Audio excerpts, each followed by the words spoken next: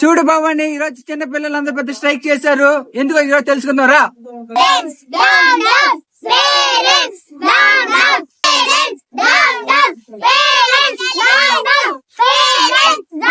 చూడు భవాని, ఈ చిన్నపిల్లల కష్టాలండి రోజు తెలుసుకుందాం. ఏంటమ్మా నీ కష్టం? మా పేరెంట్స్ పొద్దున్న కూడా హోంవర్క్ చేయమంటున్నారండి. మా పేరెంట్స్ పొద్దున్న కూడా హోంవర్క్ చేయమంటున్నారు. మీ పేరెంట్స్ అనుకో పొద్దున్నే చేయమంటున్నారు. మా పేరెంట్స్ అనుకో రాత్రి పడుకునేటప్పుడు కూడా చేయమంటున్నారు. ఏం మాట్లాడుతున్నావురా? నరాలు కట్ అయిపోయింది. నీ ప్రాబ్లం ఏంటమ్మా? పొద్దున్నే 7 లేచేస్తున్నారండి. అరే రే పెద్ద సమస్య వచ్చి పడిందే. ఇప్పుడు ఏం చేద్దాం? మరి ఎన్నింటికి లేపాలమ్మా?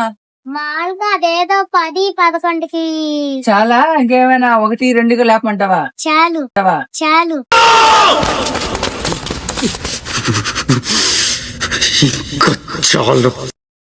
మీ ప్రాబ్లం ఏంటండి? ఫోన్ కూడా చూడండి పట్ల. టీవీ చూస్తున్నాడు, అది కూడా కట్ చేసి. ఏంటి బాబా అన్న? ఇంకోసారి అన్న. టీవీ చూస్తున్నాడు, అది కూడా కట్ చేసి. ఇంత చిన్నపిల్ల ఈ పిల్లకి ఏం కష్టాలు వచ్చినాయి? ఏంటమ్మా నీ ప్రాబ్లం? ఇంట్లో చాక్లెట్ కొనిపించట్లేదండి. అవునా? చివరిసారి ఎప్పుడు తిన్నావమ్మా? ఇందాక తిన్నాను. పయ్యో నాదో. మీ ఊళ్ళో తెలివితేటలు ఇక్కడ వాడకు.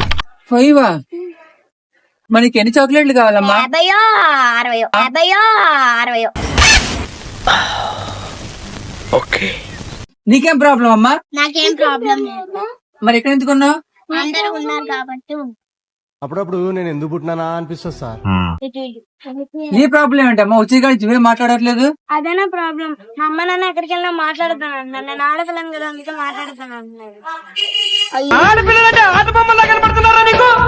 ఇది భవాని, ఈ పిల్లలు ఒక ప్రాబ్లమ్స్ ఇప్పుడే విన్నావుగా. దీన్ని బట్టి పేరెంట్స్ ఏం స్పందిస్తారో చూద్దాం.